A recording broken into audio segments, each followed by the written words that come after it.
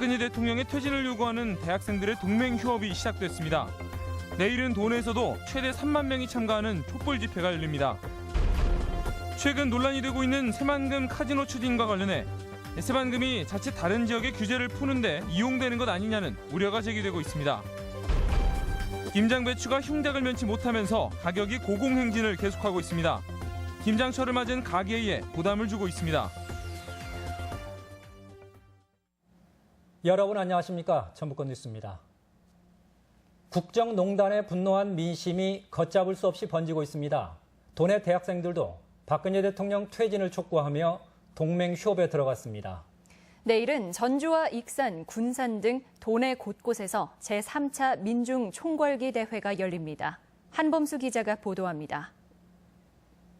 박근혜는 하야하라. 전주교대 캠퍼스에 박근혜 대통령 퇴진을 촉구하는 구호가 울려 퍼집니다. 바쁜 학사 일정을 잠시 뒤로 하고 예비교사들이 하루 동안 동맹 휴업에 들어간 것입니다. 고등학생들도 우리가 미래에 가르칠 초등학생들도 거리에 나와 목소리를 내고 있다. 예비교사로서 우리도 가만히 있을 수 없다. 최순실 게이트가 터진 이후 대학생들의 시국선언이 잇따랐지만 수업을 거부하고 나선 건 이번이 처음입니다. 학생으로서 본분을 다하고 수업을 나가는 것도 물론 중요하지만 국민으로서 나라에 더 이익이 되는 일을 하는 것이 내일은 전주와 익산, 군산 등 도내 곳곳에서 3차 민중 총궐기 대회가 열립니다. 전주에서는 내일 오후 5시부터 전주 관통로 사거리에서 촛불 집회가 열립니다. 참가한 시민들은 거리를 행진한 뒤 저녁 8시부터는 풍남문 광장에서 문화 콘서트를 개최할 예정입니다. 주최 측인 전북시국회의는 도내에서 최대 3만 명이 모이는 대규모 집회가 될 것으로 보고 있습니다. 중립적인 그런 단체, 이런 단체들 속에서도 참여 의지들을 좀 밝혀오고 계십니다.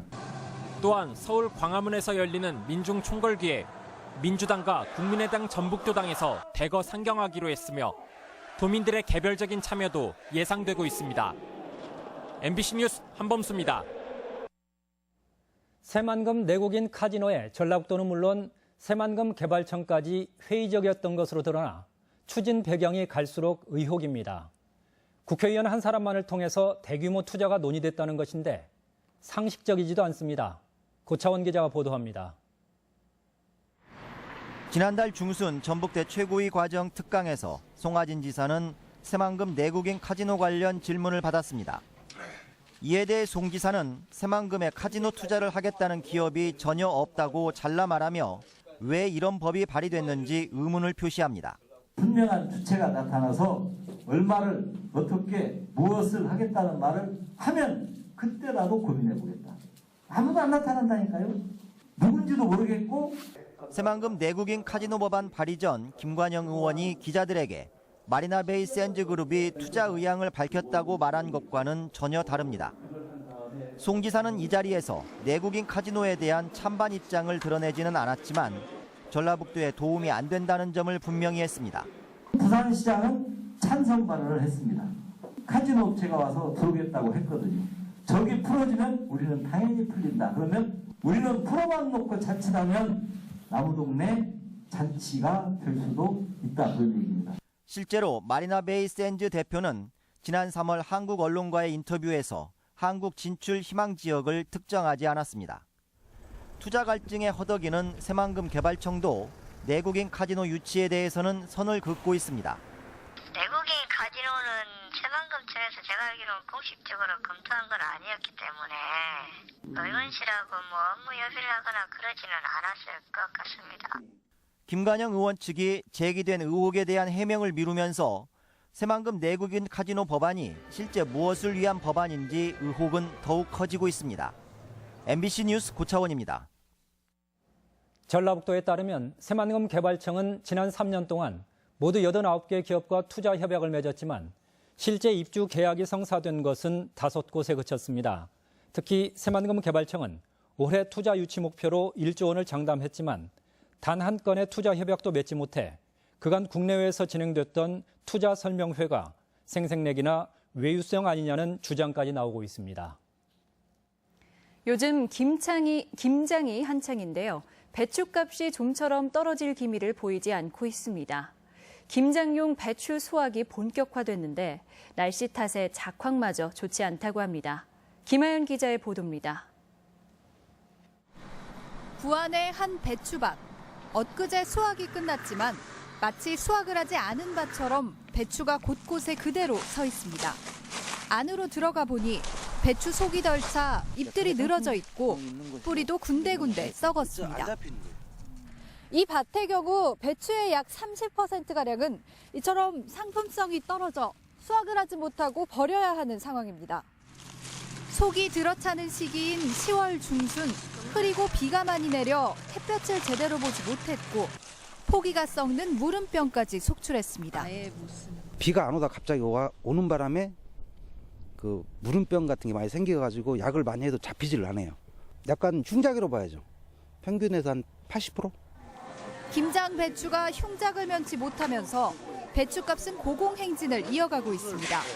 현재 배추 한 포기 소비자 가격은 3,000원 안팎, 평년에 비해 1,000원 이상 비쌉니다. 김장철 가격 부담에 간편한 김장을 선호하는 분위기가 더해져 농협 등에서 대량 구매해 저렴하게 판매하는 절임 배추가 인기를 얻고 있습니다. 작년 대비해서 한 2배 정도 올라 있었는데요. 지금 현재는 지금 작황이 그렇게 좋지 않아가지고 지금 그 11월 초보다는 조금 더 오른 상태. 이제 본격적인 겨울이 시작되면 출하량도 줄어들어 배추값이 평년 수준을 찾기는 어려울 전망입니다. MBC 뉴스 김하연입니다. 배추값이 이처럼 고공행진을 하면서 김장 재료 직거래 장터가 붐비고 있습니다. 김장 재료를 싸게 살 수 있는 곳이라면 주부들은 기꺼이 발품을 팔고 있습니다. 보도에 강동엽 기자입니다.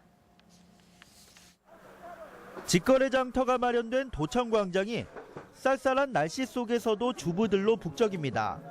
김장을 위해 배추와 양념 채소를 사러 서둘러 발걸음을 한 겁니다.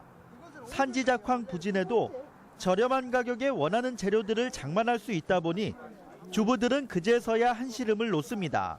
맛있게 하면 사이도 주고 만나면 자식들 주고 아들도 주고 김장이 큰 1년의 농사잖아. 전라북도 지역은 이번 주부터 김장젓기를 맞았습니다. 따라서 전통시장과 대형마트들도 산지 직거래 등을 통해 물량을 확보하고 김장 재료를 싸게 판매하고 있습니다. 소비자의 부담을 덜어드리기 위해서 10%에서 최대 20%까지 김장 재료를 할인해서 판매를 하고 있습니다. 김치의 제맛을 내기 위해서는 보관 온도에도 신경을 써야 합니다.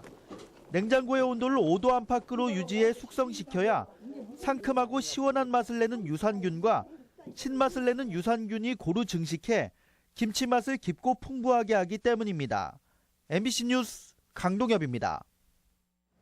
고병원성 조류 인플루엔자 AI 위기 경보가 발령됨에 따라 내일 0시부터 27일 자정까지 48시간 동안 전국의 모든 가금류 사육 종사자와 차량, 물품 등의 이동이 일시 중지됩니다. 전라북도는 이동 중지 기간 각 시군별로 점검반을 편성해 농가와 축산 관련 시설의 이행 여부를 확인하고 위반할 경우 관련 법에 따라 조치할 계획입니다. 일시 이동 중지 명령을 위반할 경우 가축 전염병 예방법에 따라 1년 이하의 징역이나 1,000만 원 이하 벌금을 받게 됩니다. 수능을 끝낸 수험생들을 위해 도내 연극계가 무료 공연을 마련했습니다. 전북 소극장 연극제에서는 아이들의 눈높이에 맞춘 인형극 등이 관심입니다. 문화계 소식 이기영희 기자입니다. 우리 갑분이는 한동안 없는 거나 마찬가지고 오늘부터 이쁜이는 갑분이다. 한서댁 아들이 절름발이라는 이야기를 듣고 자신의 딸이 아닌 하녀를 결혼시키려는 맹진사. 배우의 몸짓과 말투 하나에도 관객들은 웃음을 쏟아냅니다.